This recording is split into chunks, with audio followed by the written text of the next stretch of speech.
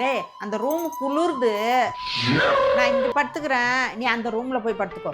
வேணாம், சொன்னா கேளு. ஏய் எல்லாம் எனக்கு தெரியும் போல. குட் நைட் அத்தை. குட் நைட் மா.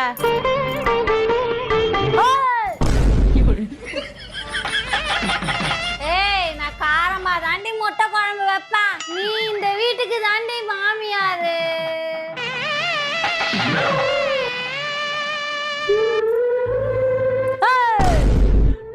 மாமியார் ஒழிக.